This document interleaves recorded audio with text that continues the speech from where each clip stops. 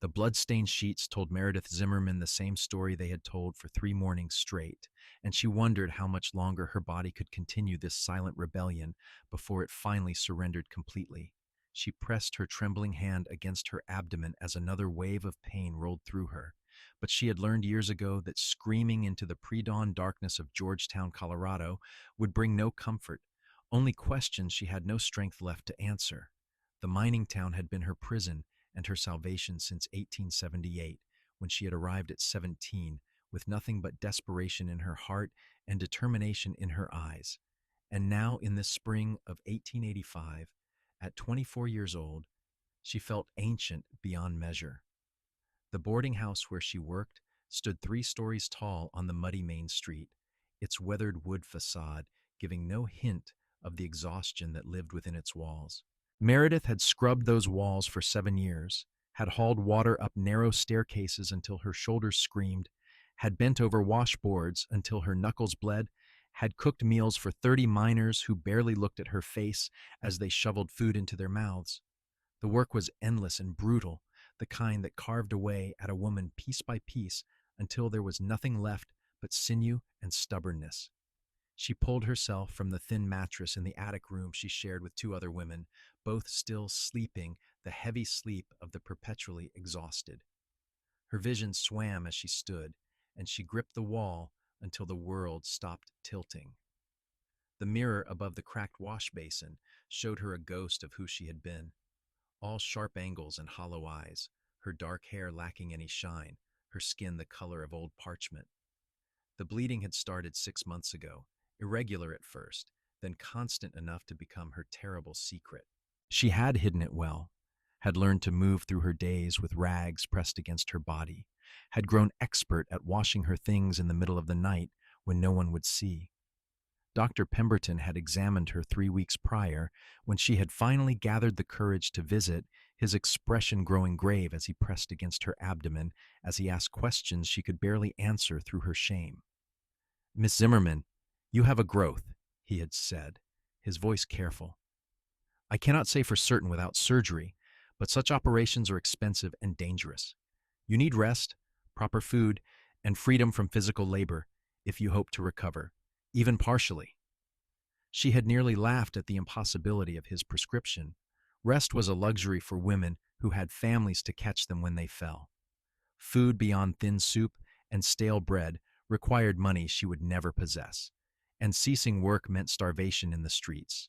"How long do I have if I continue as I am?" she had asked, her voice steady despite the terror clawing at her throat. Dr. Pemberton had looked away. "Months, perhaps a year. The bleeding will weaken you further. You might collapse, or the growth might turn septic. I am sorry, Miss Zimmerman." So she had returned to the boarding house and said nothing, because what was there to say?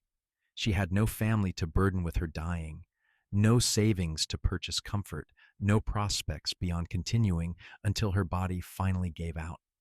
It was the price she paid for surviving, for choosing independence over marriage to any of the rough men who had occasionally shown interest, for believing she could make her own way in a world that ground women like her into dust. The morning routine began, as it always did. She descended the narrow stairs, her legs trembling with each step, and entered the kitchen where Mrs. Halloway was already barking orders.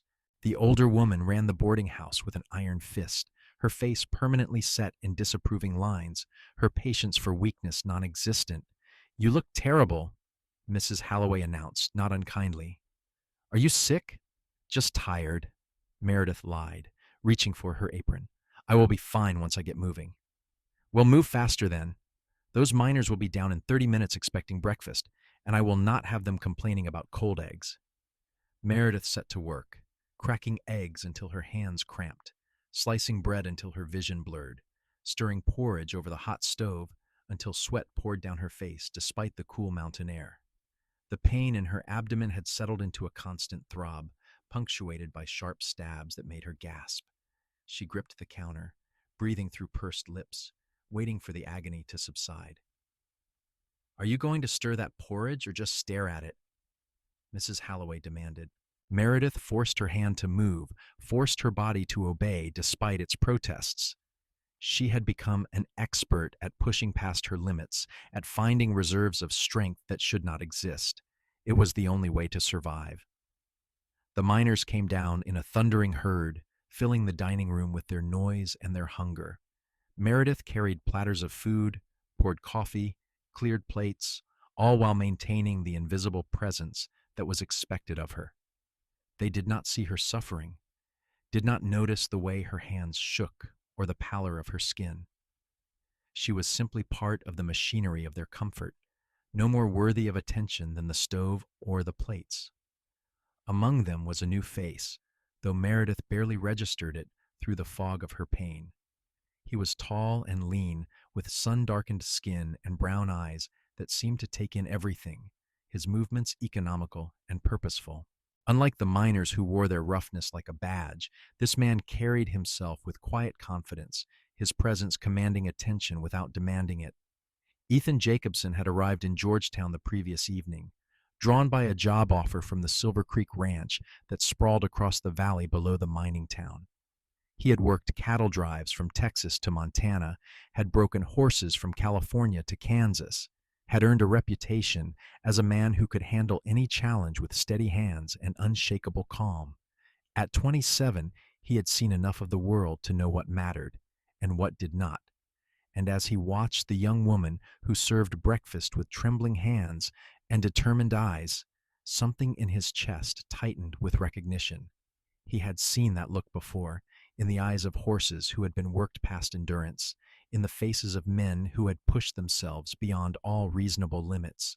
It was the look of someone running on nothing but will, and Ethan knew from hard experience that will alone could not sustain a body forever.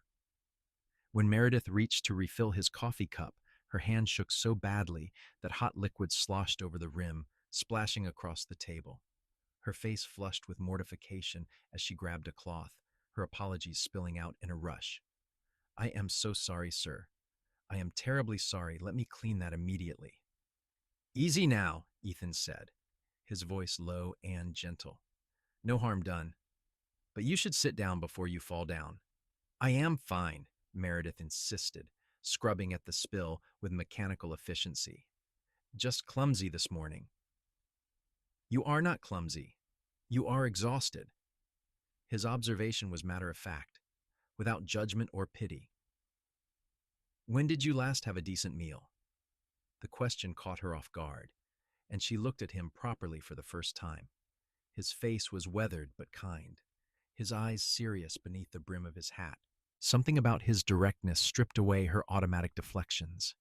"I eat," she said, but her voice lacked conviction. "That was not what I asked." Before she could respond, Mrs. Halloway called sharply from the kitchen, and Meredith fled, grateful for the escape. But she felt his gaze following her, and for reasons she could not name, the weight of his attention felt different from the usual indifference she encountered. It felt like being seen, truly seen, and the sensation was both terrifying and oddly comforting. The day continued its relentless march forward. Meredith hauled water, stripped beds, scrubbed floors, prepared lunch, washed dishes until her hands were raw and bleeding from the harsh soap. Each task required more effort than the last, her body demanding rest she could not provide. By mid-afternoon, the bleeding had worsened, and she excused herself to tend to it, locking herself in the small washroom and leaning against the door as another wave of cramping pain nearly brought her to her knees.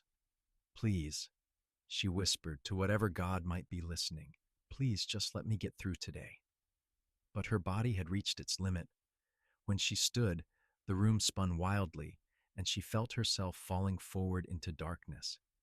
She woke to the sensation of being lifted, strong arms cradling her against a solid chest. Her vision swam as she tried to focus, tried to understand what was happening. "Easy, I have got you," a familiar voice said, and she realized it was the cowboy from breakfast, Ethan, carrying her with the same care one might show a wounded bird. "Put me down," she managed weakly. "I have to work." "You are not working. You are half dead." His tone brooked no argument as he carried her up the stairs, somehow navigating the narrow passage despite her weight. Which room is yours? Attic, she whispered, too exhausted to fight. But you should not. Mrs. Halloway will be furious. Then she can be furious at me. He settled her on her mattress with surprising gentleness, then stepped back, his expression concerned as he took in the sparse surroundings. You have been sick for a while, have you not? Meredith closed her eyes against the tears that threatened. It does not matter. I have to work, or I have no place to live. It matters. The conviction in his voice made her look at him. Your health matters, even if you have convinced yourself otherwise. You do not understand, she said, her voice cracking. I have no one, nothing. If I stop working, I will end up on the streets, and then I will die anyway, but faster and more miserably. Ethan crouched beside the mattress, bringing himself to her eye level. What is your name? Meredith Zimmerman. Well, Miss Zimmerman, my name is Ethan Jacobson, and I am going to help you whether you like it or not. But first, you are going to tell me the truth about what is wrong. Something about his steady presence, the genuine concern in his eyes, broke through the walls she had built around her suffering. The whole story spilled out, the months of pain and bleeding, the doctor's grim prognosis, the impossible choice between working herself to death quickly or starving to death slowly.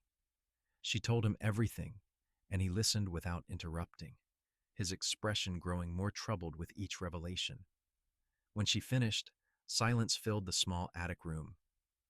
Ethan stood and paced to the narrow window, looking out over the muddy street below, his jaw working as he processed what she had told him. This is unacceptable, he said finally. You cannot continue like this. I have no choice. There is always a choice. He turned back to her, and she saw determination written across his features. I start work at Silver Creek Ranch tomorrow. It is a good operation, well run, and the owner's wife manages the household. They need someone to help with cooking and lighter tasks. The work is nowhere near as demanding as what you are doing here, and it comes with room and board. I will speak to them tonight about bringing you on. Meredith stared at him, unable to process what he was offering. Why would you do that? You do not even know me. I know enough. I know you are working yourself to death because you think you have no other option. I know you have been brave and strong for far longer than anyone should have to be. And I know that sometimes people need help, whether they want to ask for it or not. He moved back to her side, his expression earnest. Let me help you. Miss Zimmerman, please. I cannot ask you to do this. You are not asking, I am offering. His slight smile softened his serious face. There is a difference. But why? Her voice was barely a whisper. Why do you care what happens to me? Ethan was quiet for a moment, considering his answer. My mother worked herself to death when I was 15, he said finally, his voice rough with old pain. She took in laundry, did mending, cleaned houses, all while raising 5 children after my father died. We tried to help, tried to make her rest, but she would not stop. She said she had to keep going, had to provide, had to be strong. And then one day her heart just gave out, and she collapsed in the middle of folding someone's sheets. He met Meredith's eyes, and she saw the depth of grief still living there. I swore then that if I ever had the power to prevent someone else from working themselves into an early grave, I would. So yes, I care what happens to you, because I have seen what happens when people have no choice but to break themselves just to survive. Tears slipped down Meredith's cheeks, and she did not bother to wipe them away. I am scared, she admitted. I am so tired and so scared, and I do not know how much longer I can keep going. Then stop trying to go it alone. Ethan reached out slowly, giving her time to pull away, and took her hand in his. His palm was calloused and warm, his grip steady and reassuring. Let someone help carry the weight for a while. Rest, heal. Give yourself a chance at a future. What if they will not hire me? They will. I will make sure of it. His confidence should have seemed arrogant, but instead it felt like a lifeline thrown to a drowning woman. Meredith clung to it with both hands, letting herself believe, just for a moment, that perhaps there was a way forward that did not end in her death. I do not know how to thank you, she said. Then do not thank me yet. Just focus on getting stronger. He released her hand and stood. I will go speak with the Hendersons now, and I will be back tomorrow morning. Can you manage until then? I will try. If you start to feel faint again, sit down. Do not push yourself, promise me. The concern in his voice wrapped around her like a warm blanket. I promise. After he left, Meredith lay on her thin mattress and allowed herself to feel something she had not felt in months. Hope. It was fragile and terrifying, but it was there, a tiny flame in the darkness of her despair. True to his word, Ethan returned the next morning before dawn, his face serious, but his eyes warm. Get your things, he told her. The Hendersons agreed to take you on. Mrs. Henderson was appalled when I told her about your situation. She said Georgetown should be ashamed of itself for letting a young woman work herself to death. Meredith scrambled to gather her meager possessions, stuffing them into a worn canvas bag. She left a note for Mrs. Halloway, though she doubted the woman would care much beyond the inconvenience of losing a worker. As she descended the boarding house stairs for the last time, she felt a weight lifting from her shoulders. Ethan had a wagon waiting, borrowed from the ranch, and he helped her onto the seat with careful hands. The ride down from Georgetown into the valley was beautiful in the early morning light, the mountains rising sharp and purple against the brightening sky, the air crisp and clean. Meredith breathed deeply, filling her lungs with air that did not taste of coal smoke and desperation. Tell me about the Hendersons, she said, needing to focus on something other than the uncertainty of her future. Robert Henderson came out here in '72, bought up grazing land when it was cheap, built Silver Creek into one of the most successful cattle operations in Colorado. He is fair, maybe a bit gruff, but honest. His wife, Catherine, is from Boston originally. She is kind, but no nonsense. They have 3 children, all boys, ranging from 6 to 12. Good kids, full of energy. And they truly do not mind taking on someone who is sick. Catherine lost her sister to overwork back in Boston, in one of the textile mills. She understands what it means when a woman has no options. She wants to help. Ethan glanced at her, his expression gentle. You are allowed to accept help, Miss Zimmerman. It does not make you weak. It makes you human. The words settled into her chest, easing something that had been clenched tight for years. Please call me Meredith. After everything, formality seems unnecessary. Then you should call me Ethan. His smile was quick and genuine, transforming his serious face into something warm and open. Silver Creek Ranch sprawled across the valley in a way that spoke of prosperity without ostentation. The main house was built of sturdy timber with a wide porch, barns and outbuildings arranged in sensible order, corrals containing horses that looked well-fed and healthy. Ethan guided the wagon to the house, and before they had fully stopped, a woman emerged from the front door. Catherine Henderson was in her late 30s, with graying blonde hair pulled back in a practical bun and eyes that were both sharp and kind. She approached the wagon with brisk efficiency, her gaze taking in Meredith's condition with a single comprehensive glance. You must be Meredith, she said, her voice carrying the cultured tones of the East Coast mixed with the directness of the West. Welcome to Silver Creek. Let us get you inside and settled. You look like you need a proper meal and about 3 days of sleep. Thank you, Mrs. Henderson. I am grateful for the opportunity. Call me Catherine. We do not stand on ceremony here beyond basic respect. She looked at Ethan. Get her bags, please, and bring them to the guest room. Meredith will stay in the house until we can assess what she is capable of doing. The interior of the house was comfortable without being fancy. the kind of home built for living rather than impressing. Catherine led Meredith to a room on the first floor, small but clean, with a real bed covered in a colorful quilt and a window overlooking the pastures. "This is yours for as long as you need it," Catherine said. "Ethan explained your medical situation. I want you to rest for the first week, let your body recover somewhat. After that, we will ease you into light tasks, nothing that will strain you. Cooking, some mending, helping with the children's lessons. Does that sound manageable?" Meredith felt tears pricking at her eyes again. "I do not understand why you are being so kind to me. You do not know me." Catherine's expression softened. "I know what it is like to be a woman with limited options. I know what it is like to feel like your only value is in how much you can produce, how hard you can work. And I know that no one should have to die simply because they were not born into wealth or privilege." She placed a gentle hand on Meredith's shoulder. "You are safe here. You can heal here. Let yourself accept that." Over the following days, Meredith began to understand what it meant to be cared for. Catherine brought her meals 3 times a day, real meals with meat and vegetables and fresh bread, more food than Meredith had seen in months.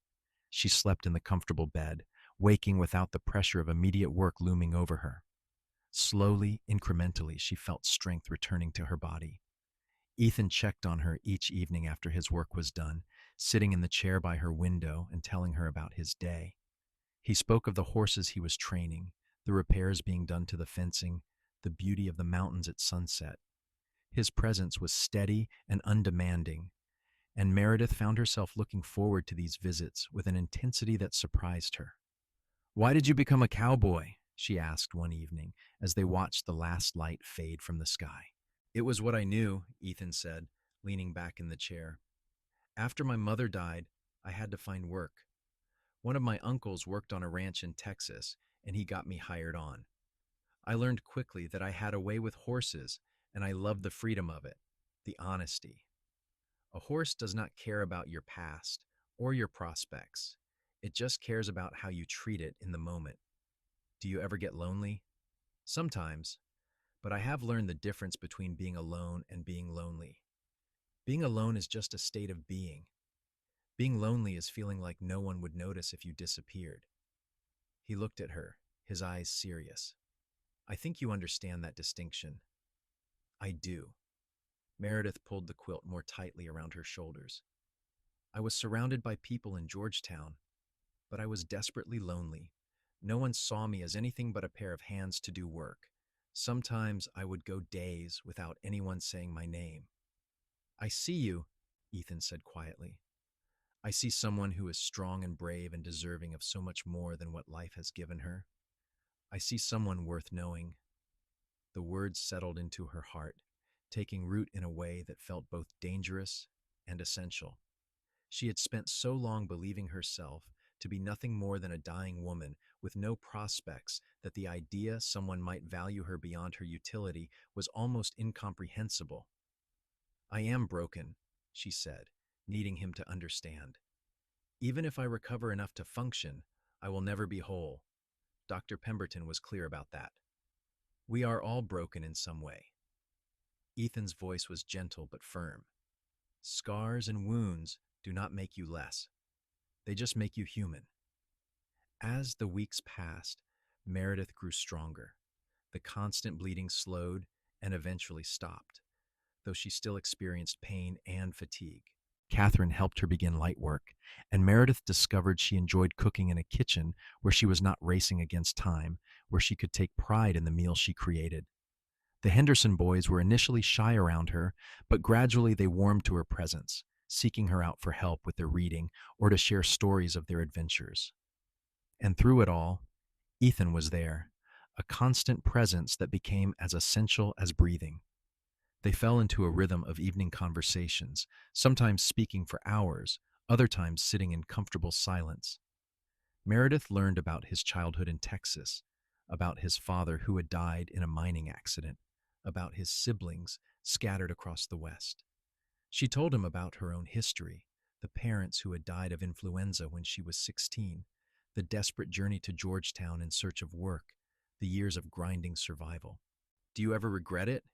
Ethan asked one evening in June as they walked slowly around the property. Coming west? Being on your own? I regret the cost, Meredith admitted. I regret what it did to my body, to my health, but I do not regret surviving. I do not regret proving to myself that I could stand on my own. You should not have had to prove that at such a price. No, I should not have. But that was the world I was living in. She stopped walking, turning to face him in the fading light. Until you changed it. Ethan reached out slowly, giving her time to pull away, and cupped her cheek in his calloused palm. I did not change anything. I just gave you an opportunity to stop breaking yourself apart. You saved my life. Her voice was thick with emotion. I was dying, Ethan. Maybe not that day or the next, but soon. And you gave me a future when I thought I had none.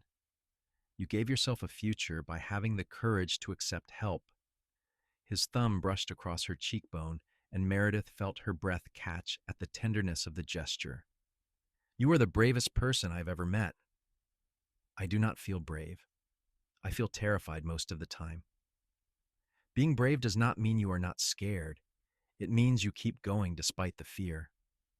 They stood there in the twilight, and Meredith felt something shifting between them, the friendship that had sustained them evolving into something deeper and more profound. She had been so focused on survival for so long that she had forgotten what it felt like to want something beyond just making it through another day. But standing there with Ethan's hand gentle against her face, she wanted a future that held more than just existence. She wanted warmth and connection and the possibility of love. Ethan, she whispered, and his name felt like a prayer. Yes, I think I am falling in love with you. The words tumbled out before she could stop them, raw and honest and terrifying in their vulnerability. His expression softened into something beautiful and achingly tender.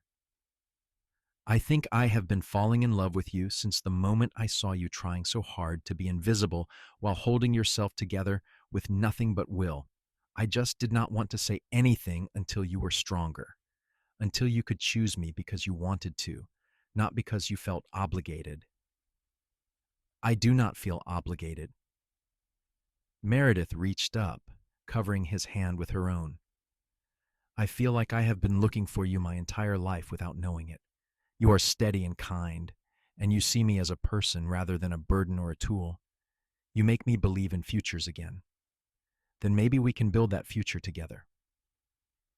Ethan leaned in slowly, giving her time to move away, and pressed his forehead against hers. If you will have me. Yes, she breathed. Yes, I will have you. When he kissed her, it was gentle and careful, a question rather than a demand. Meredith responded with all the emotion she had kept locked away for years, pouring her gratitude and hope and newly born love into the meeting of their lips. It felt like coming home after a lifetime of wandering, like finding safety after years of danger. They broke apart slowly, both breathing hard, and Ethan smiled at her with such joy that it made her heart ache. I should speak to Robert about courting you properly. I want to do this right. There is no need to rush, Meredith said, though her heart sang at his words. I am not going anywhere. Neither am I. But I still want you to know my intentions are serious. I want a future with you, Meredith. I want to marry you, if you will have me, and build a life together. That sounds like the most wonderful thing I have ever heard. Over the following months, their relationship deepened and flourished. Ethan courted her with the patience and care he showed his horses, never pushing, always attentive to her needs and boundaries. They rode together through the valley, Meredith mounted on a gentle mare, taking in the beauty of Colorado in full summer. They cooked meals together in the ranch kitchen, their movements synchronized in a dance of growing intimacy. They talked late into the night about their dreams and fears, building a foundation of trust and understanding. Meredith continued to grow stronger, though she knew she would never be fully healthy again. The damage done by years of overwork and the growth inside her had left permanent marks. But she learned to work within her limitations, to rest when her body demanded it, to accept that she had value beyond her productivity.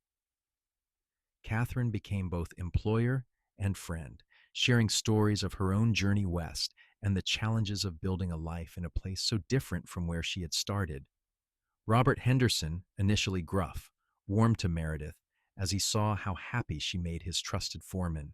The boys adopted her as a sort of aunt, seeking her out for comfort when they were hurt and celebration when they were joyful. In September, Ethan asked her to marry him officially, going down on one knee in the small vegetable garden behind the house where Meredith had spent the afternoon harvesting tomatoes. His proposal was simple and heartfelt, a promise of partnership and devotion, of building a life together, despite whatever challenges might come. "I do not have much to offer," he said, holding a simple gold band that had belonged to his mother, "but I can promise you will never have to face anything alone again. I can promise to work hard to provide for us, to treat you with respect and love, to be there through sickness and health, good times and bad. I can promise that your well-being will always be my priority. Will you marry me, Meredith?" Through tears of joy, she said yes. They married in October in a small ceremony at the ranch with the Hendersons and the ranch hands as witnesses. Meredith wore a dress Catherine had helped her sew, pale blue cotton that made her eyes look bright despite the shadows illness had left behind. Ethan wore his best clothes, his hair neatly trimmed, his expression as he watched her walk toward him full of such love, it took her breath away. The local minister performed the ceremony, and when Ethan kissed her as his wife, Meredith felt something she had never thought she would feel again: complete, utter happiness.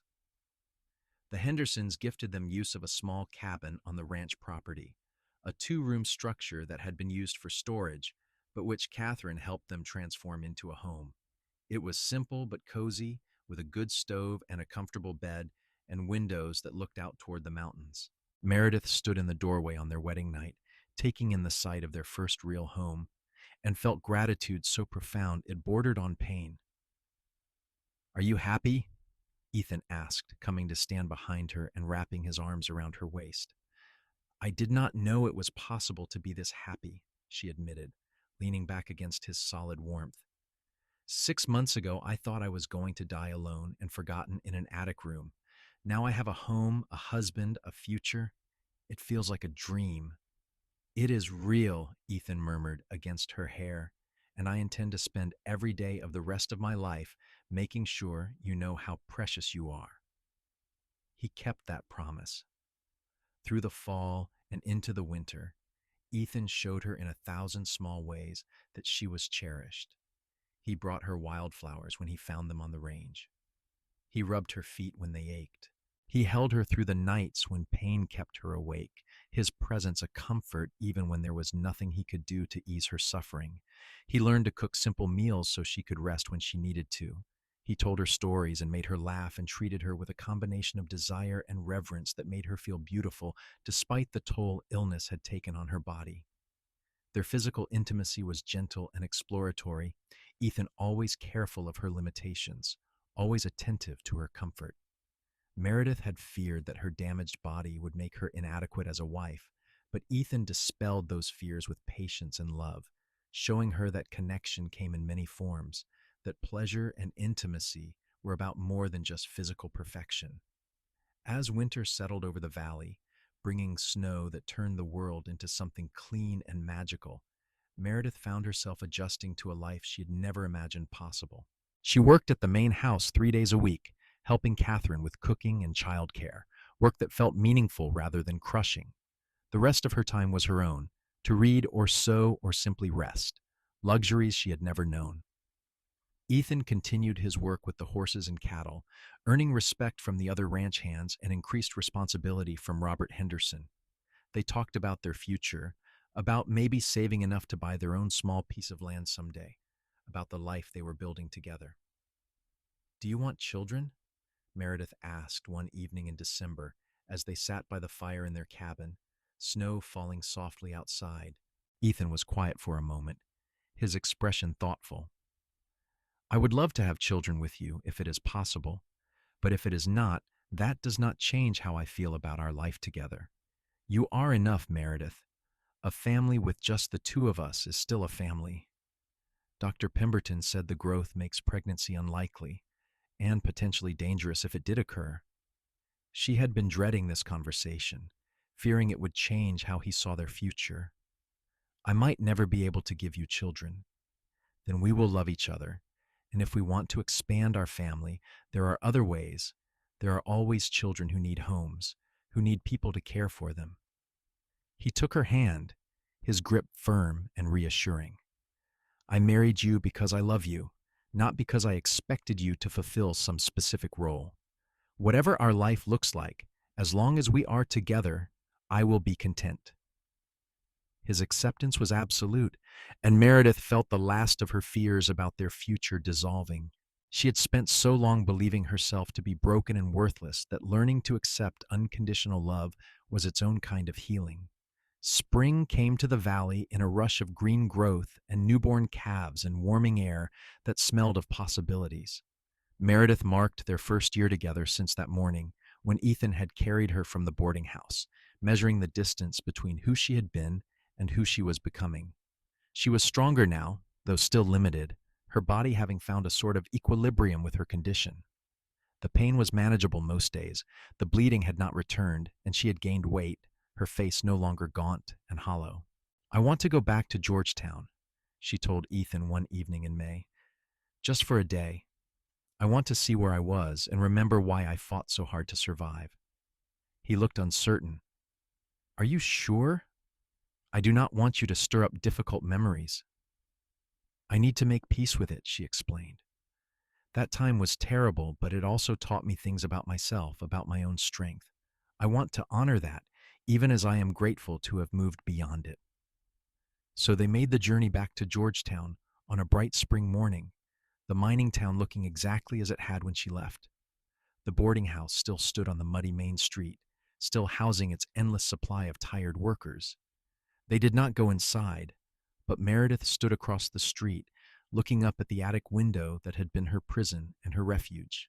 I survived, she said softly. When everything was stacked against me, I survived. That matters. It matters tremendously, Ethan agreed, his arm around her waist.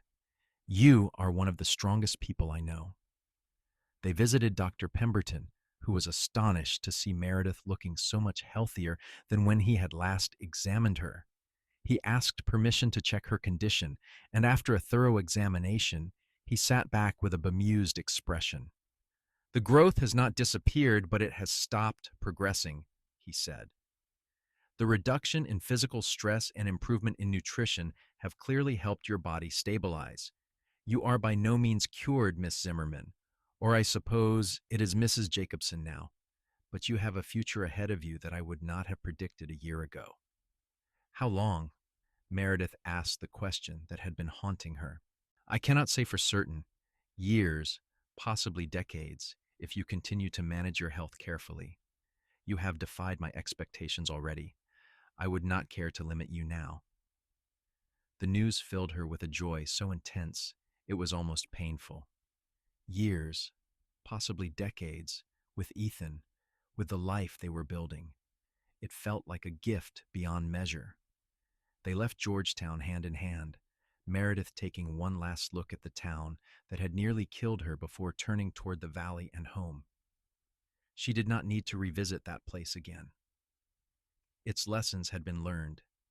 That summer brought unexpected changes to Silver Creek Ranch. Robert Henderson announced plans to expand the operation, buying additional grazing land and increasing the herd. The expansion would require a foreman to manage the new section, and he offered the position to Ethan. It comes with a salary increase in a house, Robert explained as they sat in his office. A real house, 4 rooms, on the new property. Catherine and I have talked, and we both agree you are the right man for the job. You have earned it. Ethan looked at Meredith, his expression asking the question without words. She nodded, her heart full. A real house, a position of responsibility, proof that their life was growing and evolving in wonderful ways. I accept, Ethan said, and I am grateful for your faith in me. They moved into the new house in August, a sturdy structure with a kitchen, a sitting room, and two bedrooms, far more space than they needed, but wonderful nonetheless. Meredith threw herself into making it a home, sewing curtains and arranging furniture and planting a garden. For the first time in her life, she had a space that was truly hers, that reflected her tastes and dreams. The new section of the ranch kept Ethan busy, but he was careful never to let work consume him the way it had consumed Meredith in her years at the boarding house. He came home for dinner each evening, spent his Sundays with her, made sure they had time together to talk and laugh and simply be. He had learned from his mother's death the danger of letting work become all-consuming, and he was determined not to repeat that pattern. In October, on their first anniversary, Ethan surprised her with a trip to Denver. They stayed in a real hotel, ate in restaurants, attended a theater performance. It was the first time Meredith had experienced such luxuries, and she delighted in all of it, in the newness and the beauty and the simple joy of experiencing things with the man she loved. I want to give you the world, Ethan told her as they stood on the hotel balcony, looking out over the lights of the city. You already have, Meredith replied, leaning into his embrace. You gave me my life back. Everything else is just extra blessing. The years unfolded in a pattern of contentment and deepening love. Meredith continued her work at the main ranch house, now supervising other women who Catherine hired, ensuring they were treated fairly and paid adequately. She became an advocate for the working women of Georgetown, using her position and Catherine's support to provide opportunities for those trapped in grinding poverty. Several women came to work at Silver Creek over the years, and Meredith made sure each one knew they were valued beyond their productivity. Ethan's reputation as a stockman grew, and Silver Creek prospered under the partnership between Robert's business sense and Ethan's practical expertise. They were able to save money, to buy small luxuries, to build security against future hardships. In 1887, 2 years after their marriage, they were approached by the local minister about a situation. A young woman had died in childbirth, leaving behind a newborn son with no family to care for him. The minister knew of Meredith's own struggles and her inability to bear children, and he asked if she and Ethan might consider taking the baby. They stood in the church nursery, looking down at the tiny infant swaddled in blankets, his face red from crying, his small fists waving in helpless protest at the world. Meredith felt her heart crack open with love. Yes, she said simply. Yes, we will take him. They named him Michael, and he transformed their lives in ways both challenging and beautiful. Sleepless nights and constant care were exhausting, but Meredith had learned to manage her energy, to rest when needed, to accept help from Ethan and Catherine. Michael grew into a happy baby, and then a curious toddler, filling their house with noise and laughter and purpose. In 1889, they adopted again, this time a 4-year-old girl named Sarah, whose parents had died in a wagon accident. Sarah was quiet and wary, traumatized by her losses, but Meredith's patient love eventually reached her.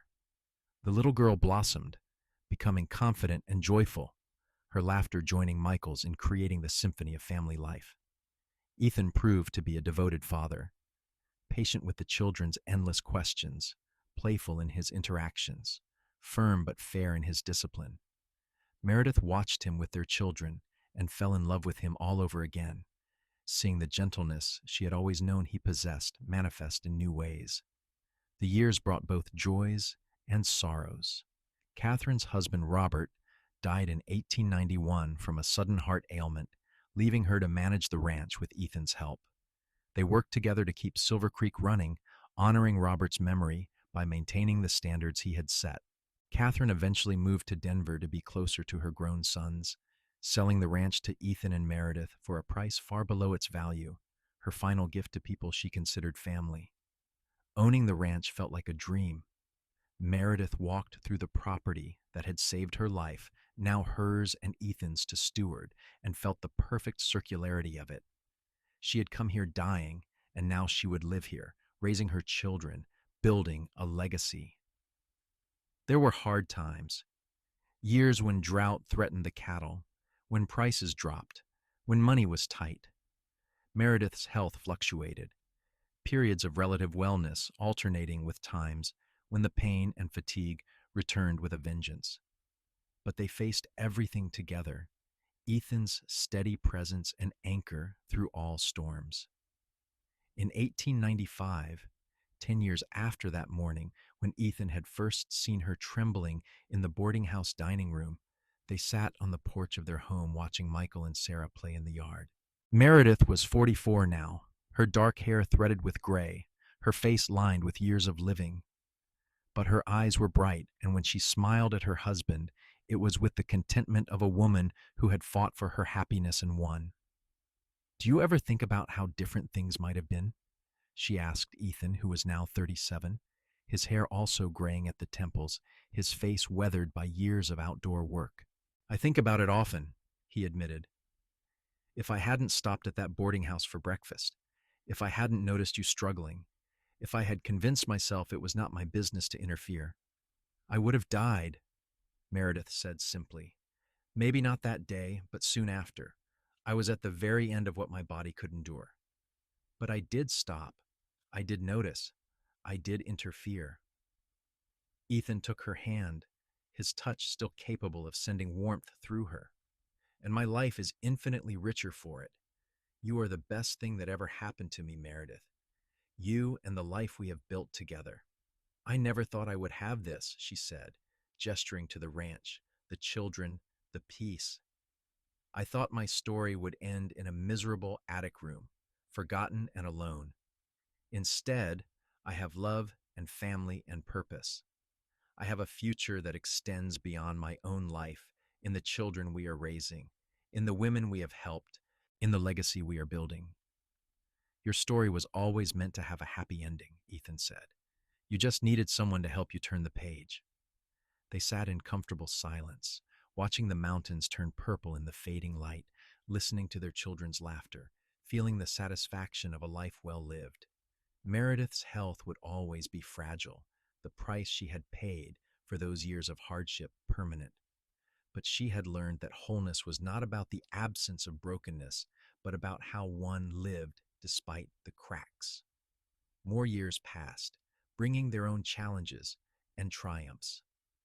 Michael grew into a thoughtful young man who loved the ranch as much as his parents did, who showed his father's way with horses and his mother's empathy for those who struggled. Sarah became a teacher, dedicating herself to educating the children of ranch workers and miners, ensuring they had opportunities she had lacked in her early years. In 1902, Ethan and Meredith became grandparents when Michael married a young woman from Denver and brought her to live on the ranch. Their grandson, named Robert after the man who had given them their start, arrived in 1903, a squalling bundle of possibility. Meredith held him and thought of how close she had come to never experiencing this moment, never knowing the joy of holding a grandchild, never seeing her legacy continue into another generation. Sarah married in 1904, a young doctor who had come to Georgetown and fallen in love with both the mountain country and the teacher who worked so tirelessly for her students. They settled nearby, and soon Meredith had a granddaughter to add to her blessings.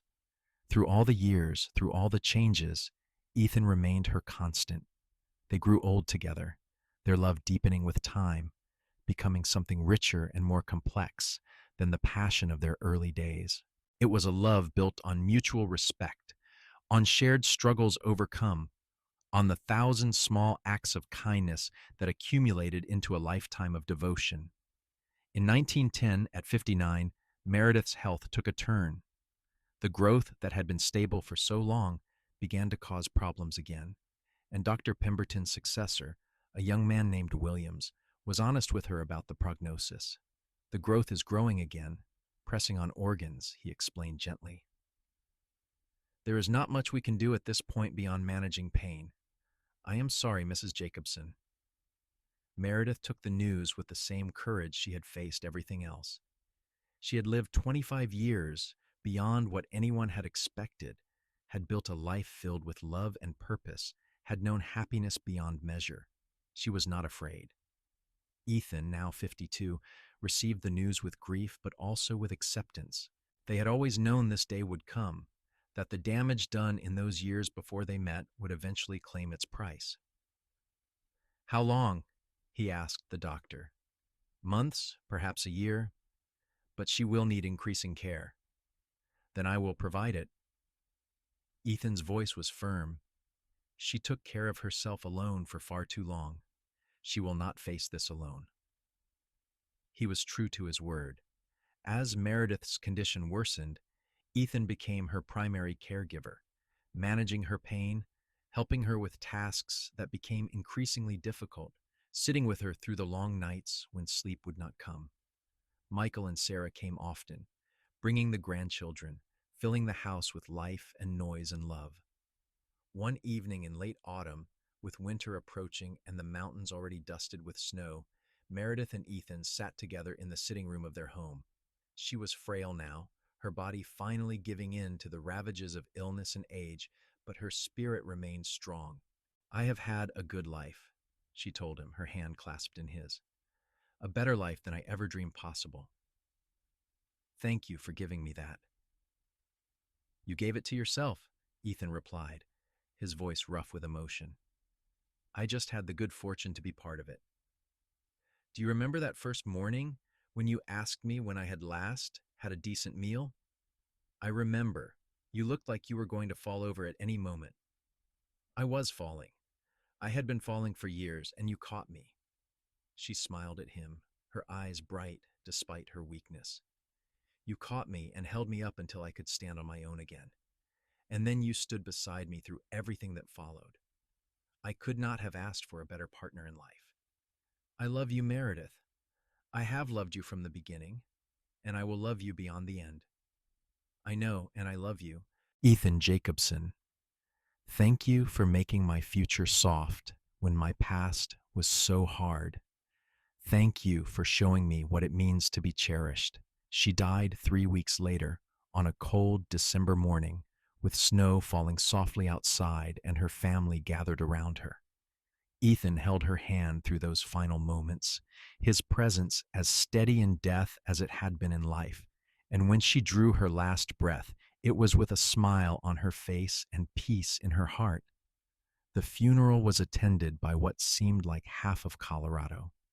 The women she had helped over the years came to pay respects, as did ranch hands and neighbors and friends. They spoke of her kindness, her strength, her unwavering commitment to ensuring others did not suffer as she had suffered. Michael and Sarah spoke through their tears of a mother who had loved them with fierce devotion, who had taught them the importance of compassion and perseverance. Ethan stood beside her grave and spoke simply of love. "She taught me that strength comes in many forms, that courage is not about never being afraid, but about continuing despite fear. She showed me what it means to fight for your life, to refuse to give up even when everything seems impossible. And she proved that a person's value is not in what they produce, but in who they are. I was privileged to know her, to love her, to share her life. I will carry her with me until we meet again." In the years that followed, Ethan continued to run Silver Creek with Michael's help, taking satisfaction in maintaining what he and Meredith had built together.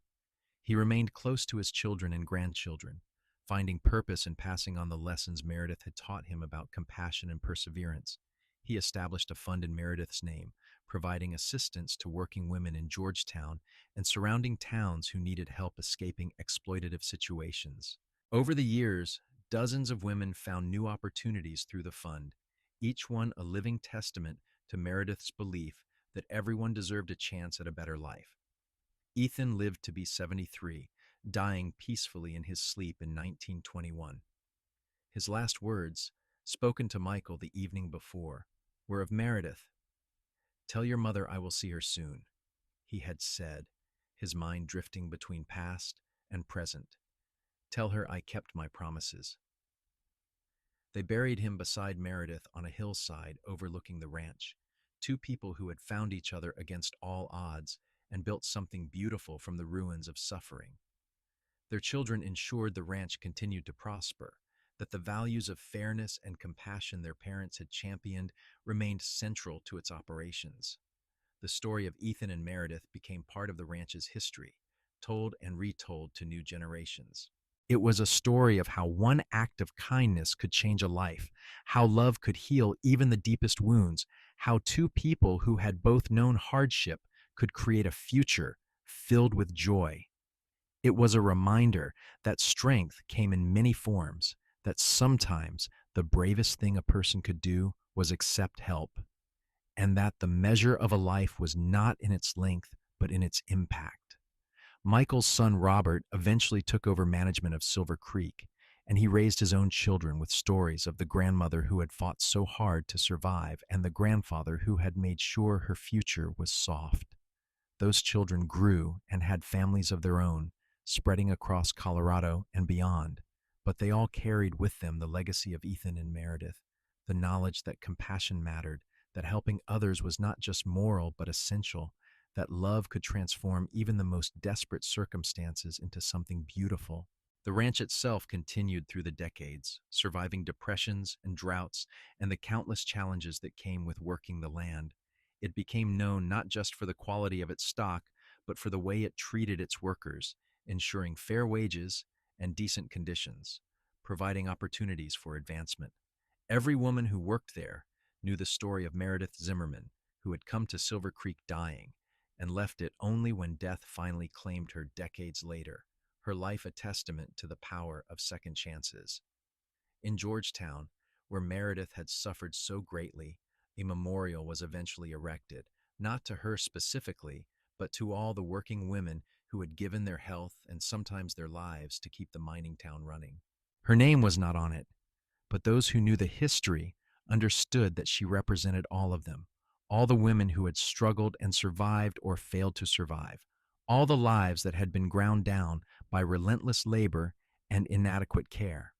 The boarding house where she had worked eventually burned down in 1925, and when it was rebuilt, the new owner made sure to include better living conditions for the staff, wider staircases, brighter rooms, more humane working hours. The changes came too late for Meredith, but they helped the women who came after, each improvement a small victory in the ongoing struggle for dignity and fairness. At Silver Creek Ranch, in the house Ethan and Meredith had shared, their great-great-grandchildren eventually lived, walking the same floors, looking out the same windows at the mountains, continuing the work of raising cattle and building community.